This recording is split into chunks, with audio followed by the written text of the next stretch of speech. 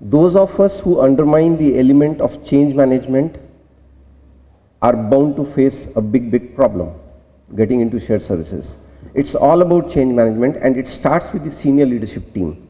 So what I have stated here, the collaboration with the senior management was actually the starting point.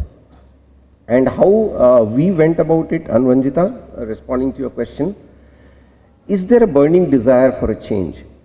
If there is no desire for a change, believe me, it's unlikely to succeed.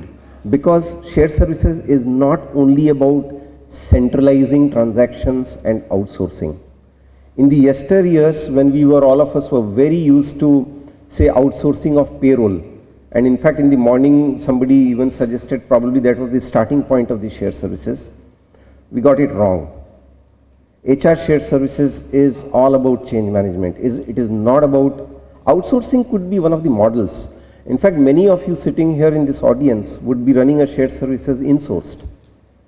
So outsourced or insourced is least of the issues. The biggest thing is change management, and that is creating a business case. And that again to your first question, Anvanjita.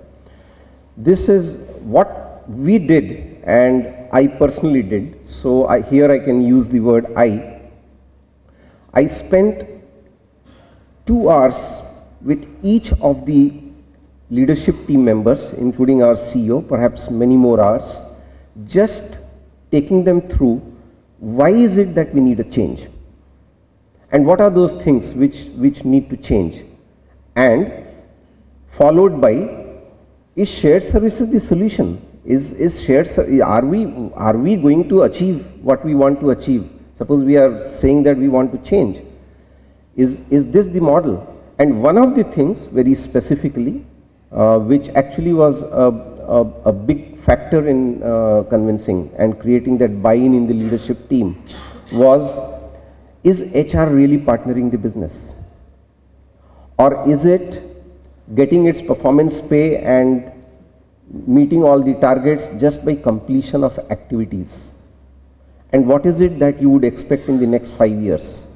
Are we ready to cater to 9 different businesses, 16 different locations, 8 different countries? Is it scalable? The model which we are operating with, is it scalable? These are the questions which we asked. I just have a follow-on question. I think you made a very important point about leadership buy-in. From my own experience and from what I picked up from my other colleagues, is that when we implement shared services, there is service for all employees and there is a platinum service for seniors. And very often we find that seniors in the organizations might have a buy-in to a change management initiative, but unlike leading from the top, are not willing to pick up the phone and talk to a shared service center. The call goes to somebody in HR. I'd love to hear about your experience on this as well. Sure, I think let me try and bring some numbers into this. We've looked at some customers where shared services were built, and I'm talking of real Fortune 50 or the Fortune 100 kind of companies. And typically the ballpark range in terms of what it has contributed to cost and efficiency over a 10-year kind of a journey is anywhere from a 1.8% to a 1.2% in terms of the HR costs end to end. And today, we have matured to a level where we are talking of a journey from a 1.2 close to 1%. What it really means in this entire journey is the CEO and the leadership looks at overall costs and arbitrage, number one, because you have a terrific advantage through whatever processes you build.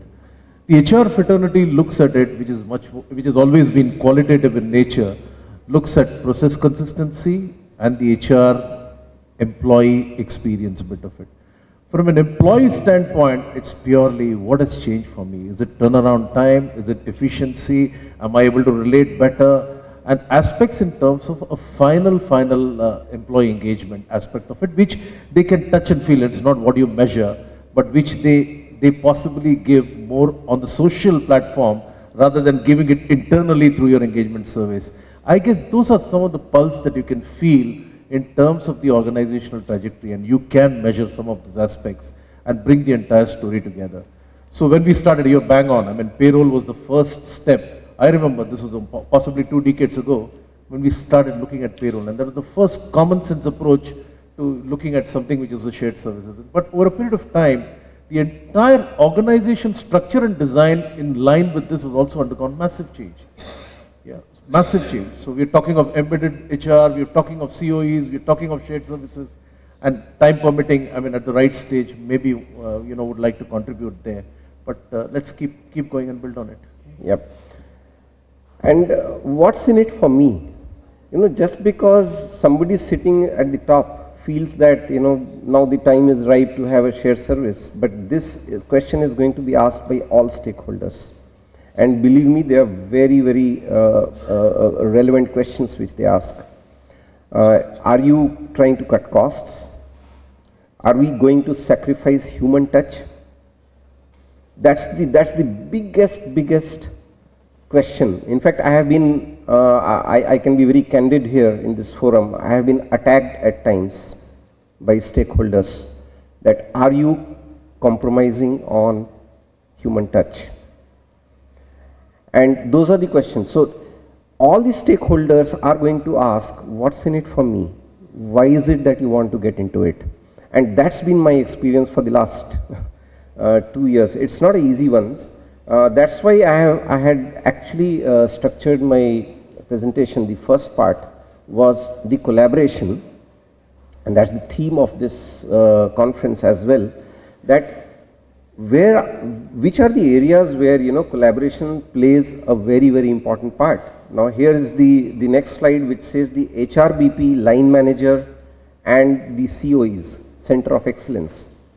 Now the way we went about it, standardized all HR processes across AFS, 16 different locations, 9 businesses. It was a nightmare. It took us 5 to 6 months, and those of you who are sitting here from People Strong team who partnered us in this journey, they are aware what a nightmare it was.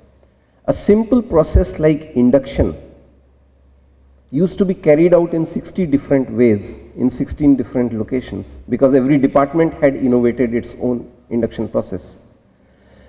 So after standardization, it's centralization. And fine, it looks all good on papers, but at the end of the day, shared services is all about collaboration.